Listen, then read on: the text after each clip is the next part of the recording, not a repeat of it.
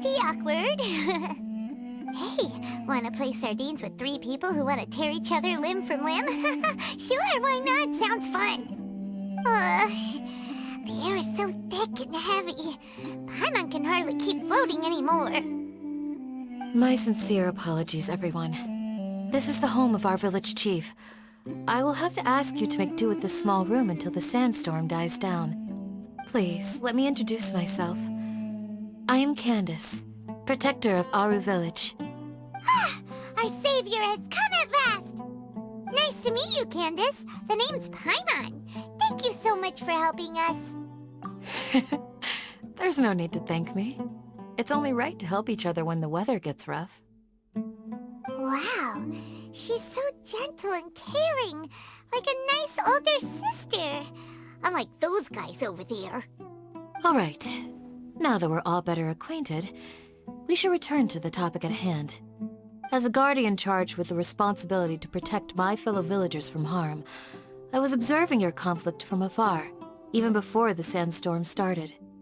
And now that you have set foot within our village itself, it is all the more my responsibility to make absolutely sure that you pose no threat whatsoever to us.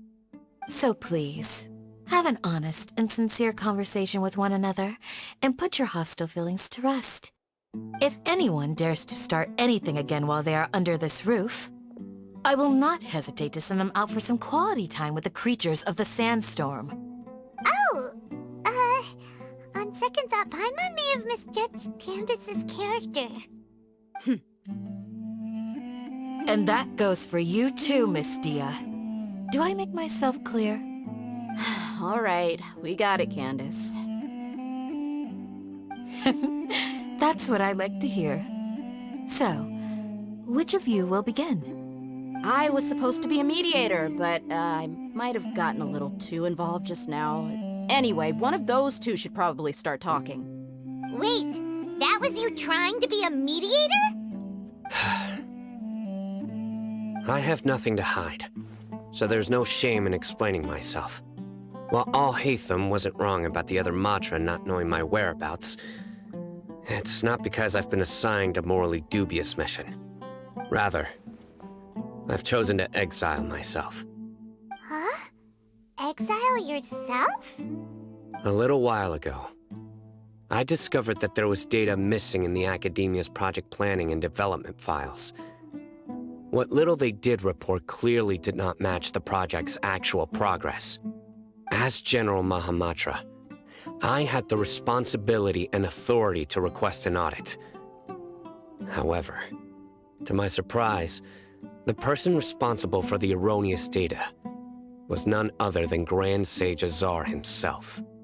I tried to investigate the issue myself before submitting a formal audit request, but I soon found that all leads and potential pieces of incriminating evidence were carefully concealed from me.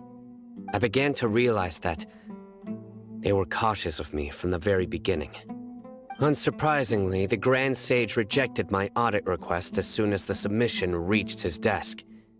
He even said to me, "The power of the General Mahamatra is granted by the sages. You have no right to judge us." So they really are up to no good. I realized then that to the Grand Sage, the Matra are nothing more than tools for the sages to assert and maintain their control over knowledge. The vows that we took, the principles that we strive to uphold, they are meaningless to the academia of today. I believed it would be wise to flee the academia before the sages had a chance to take action against me. This way, they can no longer see nor predict my actions. I will never give up on this investigation. There's no need for someone else to give me power or authority. Once I find the truth, I will administer judgment by my own name. Sino seems to have the same goal as us. We're all investigating the sages. Plus, now that he's no longer the General Mahamatra, he somehow feels a lot less scary. Well, Sino, if that's your story, then why did you see Al-Haytham as a target? When I was investigating the matter in the academia, I overheard a conversation between Al-Haytham and a sage.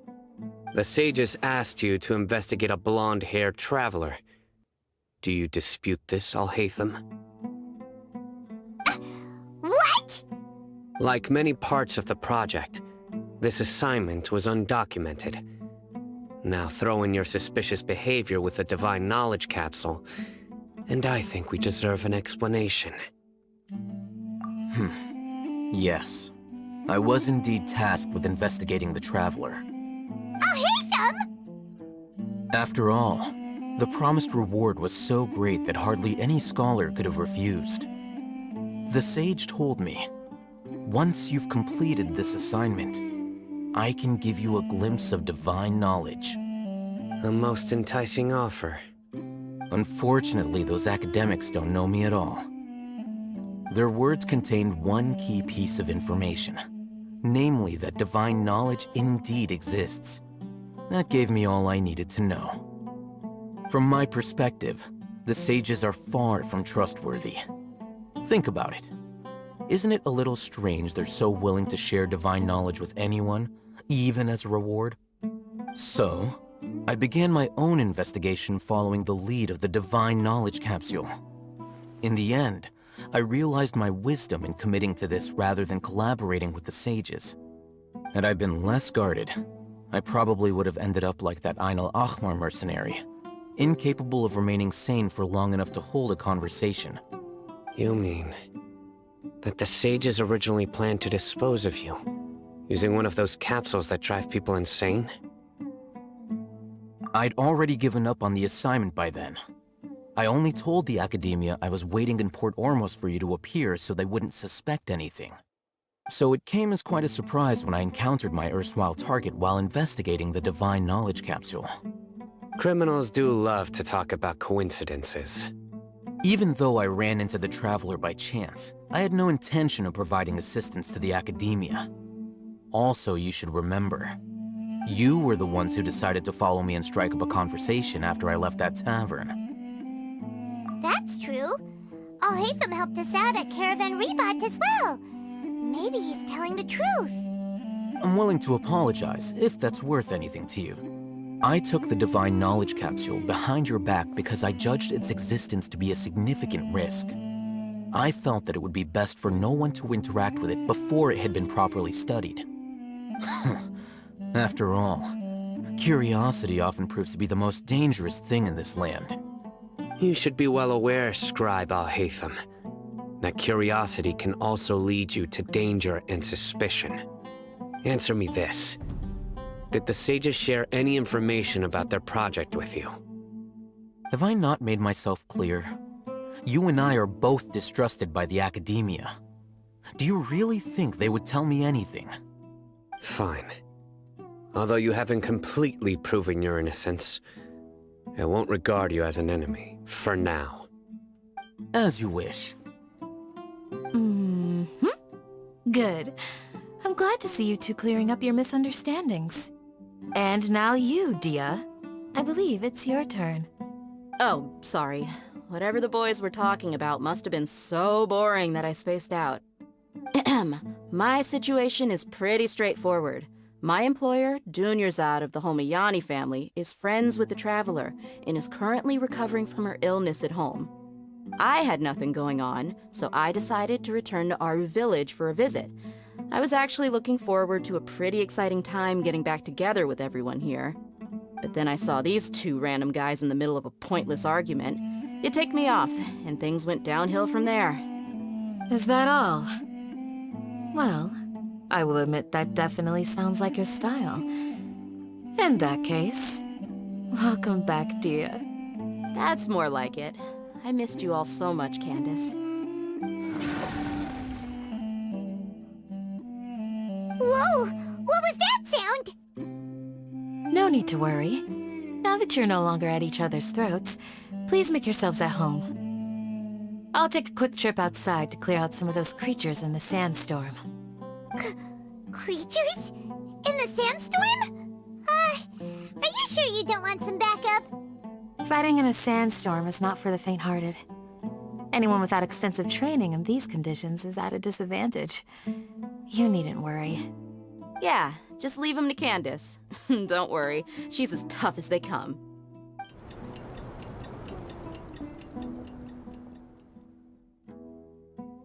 The wind's died down.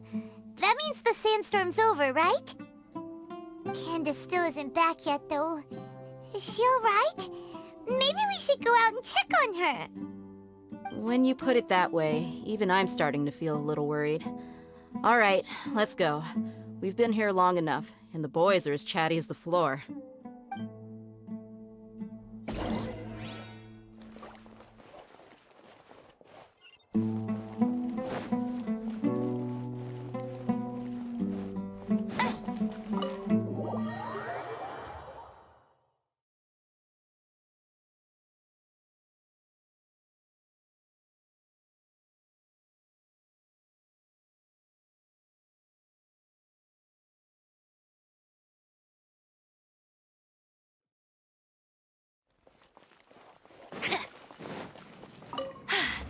Told you I'd win!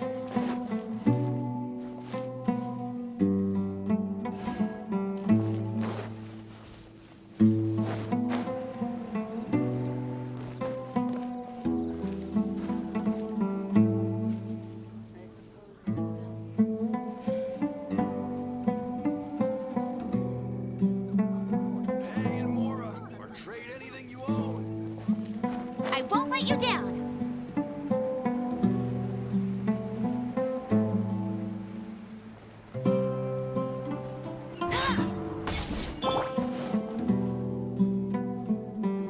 Ooh, Candace, you're still fighting? You've been out here dealing with these creatures the entire time? Yes. They just keep coming in waves. I've lost count of how many I've defeated. Before I realized it, even the sandstorm had stopped. Ah! Here comes another wave! Leave this round to us. I got interrupted earlier, but now I have something to take my anger out on.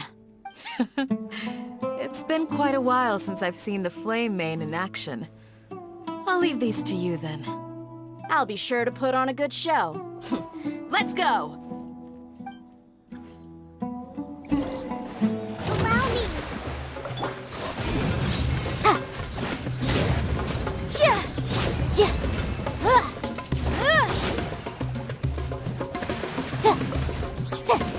Motion to compel!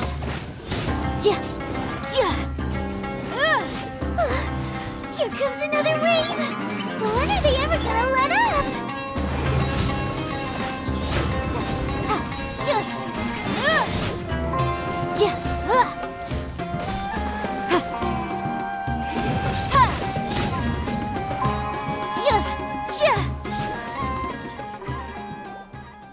The creatures stopped appearing. Was that the last of them? What we fought just now was probably the aftermath of the sandstorm. So we should be safe for the time being. Well fought, everyone. No injuries, I hope. Huh? Who are you? Ah, my apologies. I haven't had a chance to greet you yet. I had my hands full taking care of the village's elderly and children. I am the chief of Aru Village. Everyone usually calls me Uncle Anpu. Sir, I am also originally from the desert, but I have not been back for some time now. May I ask if such sandstorms are common? I can't say they've always been common, but recently the storms have become increasingly severe and frequent. Besides sandstorms, we also occasionally get earthquakes. According to an investigator who stayed in the village a while ago, these unusual natural phenomena are related to the withering of Irminsul. Another effect of Irminsul's withering. So, Irminsul's withering causes withering zones in the forest, and sandstorms and earthquakes here in the desert? Everything in the natural world is inextricably connected to Irminsul. These regional symptoms can indeed be a reflection of Irminsul's present state. Everyone in Aru Village needs to take good care of themselves. Speaking of which, why haven't I seen a single village keeper since I got here? Village keeper? Who are they? Village guards like Candace? Does your curiosity know no bounds? Village Keeper is how Aru Village refers to mad scholars exiled here by the academia.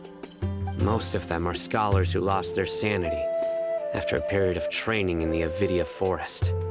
The academia believes that their crazed mutterings may have a negative effect on the psyches of other scholars. So, they're forcibly exiled to the desert. Though if you ask me, it's all a boatload of nonsense. Alas, that's exactly what we've been trying to investigate. One by one, the village keepers have been mysteriously disappearing without a trace. But no one in the village has ever seen them leave. If you're planning to stay around the village for the next few days, I'd appreciate it if you could keep an eye out for them. I've had encounters with those people in the past. I'll see what I can do to help. The Matra are the ones responsible for their exile. Now that you're no longer with them, are you trying to alleviate your guilt and atone for your past sins? I'm fascinated by how you think. Mock me if you will, but if you are guilty, I will eliminate you, regardless of my position or identity. Oh, you're the former General Mahamatra. You must be an expert in these kinds of investigations. Thank you for your help. Is it because you're reminded of Hypatia? Oh, these poor scholars. First they lose their sanity, now this! We need to help get them back home, safe and sound. But, is it really a good idea to tag along with Sino? You seem like you really don't trust him. I'll be grateful for the assistance. No doubt you will do a better job than some of my former subordinates. Let's start by finding a spot to share what we know so far.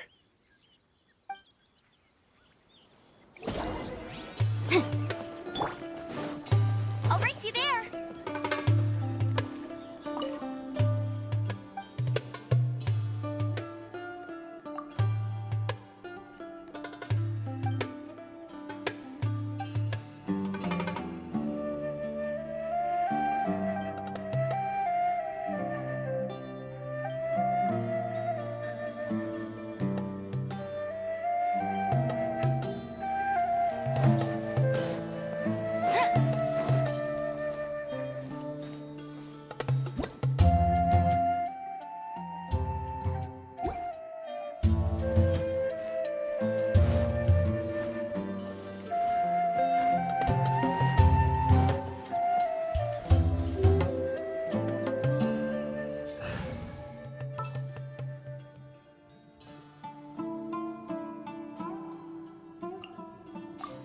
All right, let's head off. The wind knows me. Brings a smile to my face.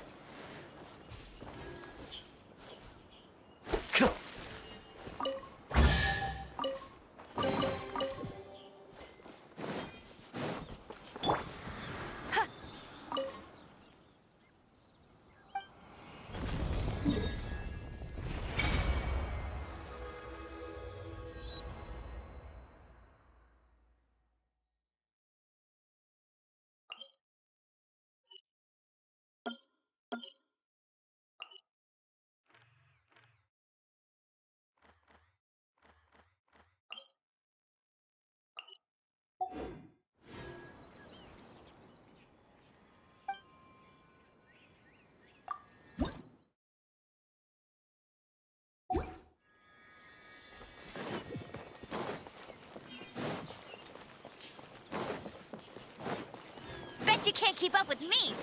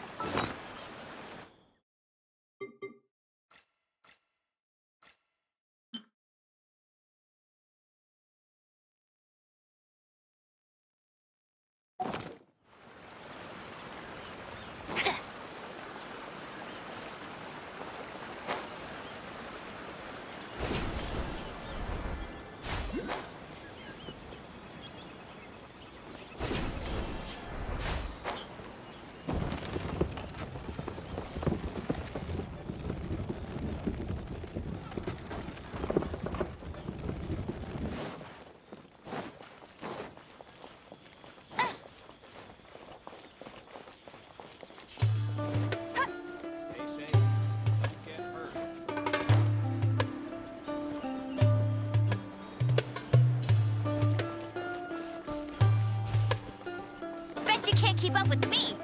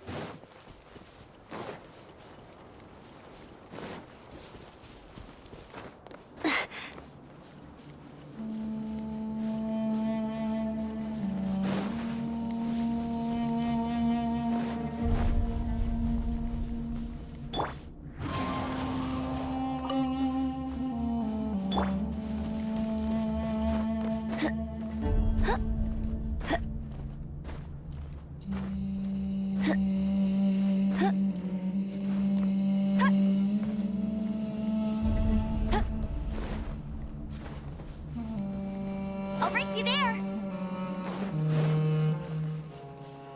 I'll race you there!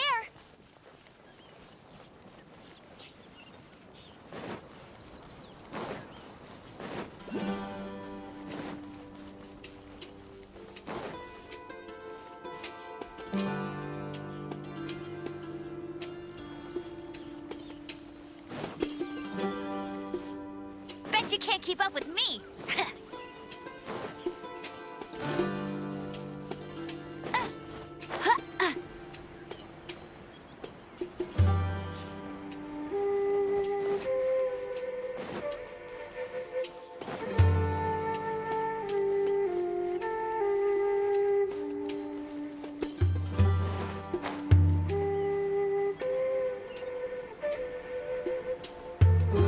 I won't let you down!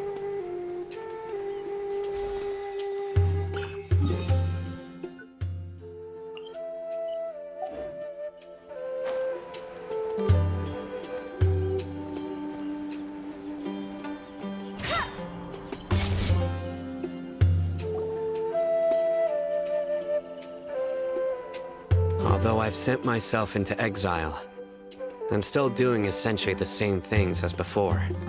Do you still have any questions for me before we start our investigation? One of my former subordinates told me that this title has its origins in a strange incident. The Academia has long exiled mad scholars to Aru Village. A mysterious phenomenon exists here. When mad scholars first arrive, they are as incoherent and deranged as before. But after spending some time here, they invariably begin to calm down. Initially, the people of Aru Village greatly resented having to take in the mad scholars. But a strange incident one night changed that. Aru Village was struck by the strongest earthquake in living memory. Seeing buildings on the verge of collapse all around him, the then chief of the village was preparing to take everyone to safety. Suddenly, he noticed a mad scholar crouching in a corner, caressing the ground with his hands. A soft, green light radiated from him, like a divine glow against the backdrop of night. Despite the powerful tremors that ripped through the ground that night, all the houses remained upright, almost as if they had grown roots reaching deep into the ground. In the end, not a single building collapsed, and no one was hurt. After that, the people of Aru Village treated the mad scholars with greater kindness, and began to refer to them as the village keepers. The soft green light? A mad scholar protecting Aru Village? What do you make of it, Traveler? Paimon thinks so too. Actually, Sino, do you know if any of the mad scholars continued to wear their Akasha terminals at Aru Village? In theory, they would continue wearing them so the Academia could still monitor their activities. With that said, the main Akasha system would no longer have any interaction with them. Oh, no wonder! Everything makes sense then! Add in the fact that they calmed down, it was probably Nahida who calmed them. If you are able to draw a conclusion from this one story alone, then it appears you possess much more information than I do. So, what do you make of the story? Really? Lesser Lord Kusanali. What? You don't believe us? Lesser Lord Kusanali was definitely using the Akasha to give her power to the Mad Scholars! No, it's not so much that I don't believe you. I'm just struck by your reasoning. Lesser Lord Kusanali, the current Dendro Archon. Is she really active in Sumeru? The Academia has always placed far greater importance on the late Greater Lord Rukkhadevata. They've more or less ignored Lesser Lord Kusanali, and I've never had any reason to doubt their views. In addition, I've never heard any stories about Lesser Lord Kusanali and her deeds. To me, she might as well have been a god that never existed. No way! Nahida definitely exists! She's a... how should Paimon put it? She's a good Archon who's kind and wise, even if she says weird stuff sometimes. I've spent many years interrogating criminals, so I can easily tell when someone is lying. Good! Then you should know that we're telling the truth! That look in your eyes. I've never seen that from a liar. You two really must have met Lesser Lord Kusanali. How can this be? To think, our Archon has been amongst us this entire time. Alright, now it's our turn to put our skills to good use for this investigation. But easier said than done, especially since we don't have any leads. Maybe we can start by knocking on some doors. Excuse me, are you here to help me find my grandpa? Huh? Who are you? By the sounds of it, a resident of this village. My name is Isak. You'll help me find my grandpa, right? Is your grandpa a mad scholar? Hey, don't say that. Grandpa is just Grandpa. Why do you have to call him that? It's not like he's a bad person or anything. The person you're referring to is not a local, yet you are. Why do you call him Grandpa? Grandpa is just Grandpa. He's my family. I heard everything you said to the village chief. Please, you gotta take me with you. I want to find my grandpa. I swear I'll help. I won't be a nuisance. Ah, so you're the one who was eavesdropping on us around the village chief's house. I was planning to go out and take care of whoever it was, but I had a vague feeling that they didn't harbor any ill intent. Whoa. Ethan wasn't kidding about Matra having sharp senses. Sino, he's just a kid. All he wants is to find his grandpa. Let's find a way to help him. Sorry. I was only listening in because I wanted to know where Grandpa went. Honest. If you don't believe me, you can ask Miss Candace. All right. But first, let's confirm the facts with Candace.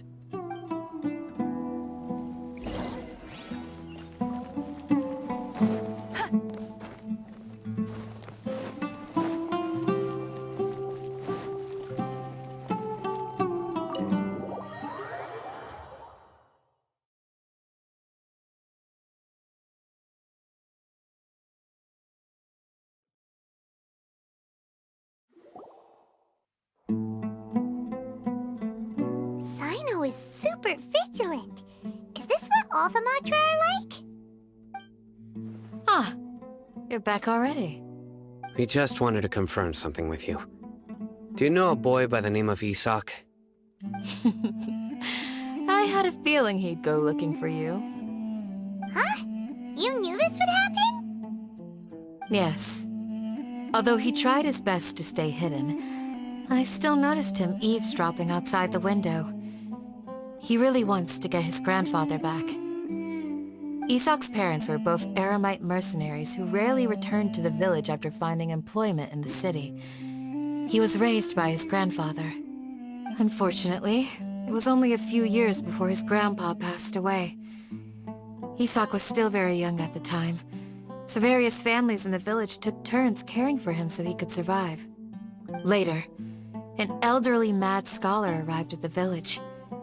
Isak thought the scholar bore a striking resemblance to his grandfather, and thus often spied on the man.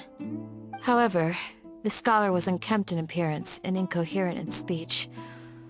Although Isak referred to the man as his grandpa, he was afraid and didn't dare to approach him.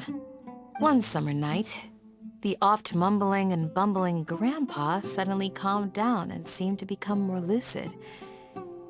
He even noticed Isak hiding in the distance. So Grandpa walked up to Isak and patted him on the head. He even took Isak to the entrance of the village, where he patiently taught the boy the names of the stars, and accompanied Isak until he fell asleep. The next morning, Isak woke up and wanted to go find his grandpa again, only to realize his grandpa no longer recognized him. However, even so, Grandpa retained his calm expression. It's said that those who saw the scholar claimed he no longer appeared to be crazy, but appeared to be living in his own world, almost as if he were sleepwalking. Isak was thrilled that his grandpa was able to find peace, and would follow him all the time, asking him things like, "Grandpa, want me to take you somewhere fun?" Or, "Grandpa, could you tell me stories about the stars again?" All this somehow just makes Paimon feel really sad. It seems like they both deserve so much better. Perhaps. Nearly everyone who lives in the desert has some form of hardship or regret. But even so, we must still continue on with our lives. It's also my reason for fighting. I must continue to protect this land.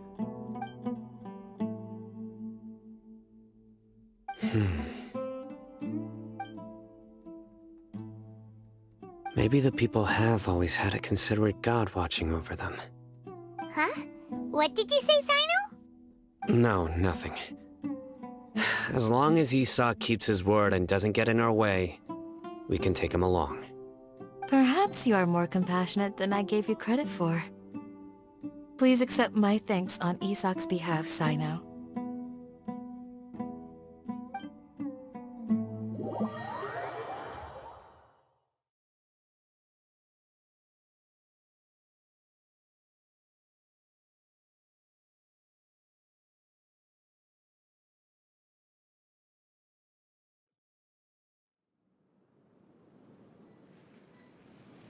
Hey, Isak! Oh, it's you guys! We've cleared everything up. Let's go find your grandpa. Really? Wow! Thank you so much! Yeah! All right. Let's ask the local residents some questions first.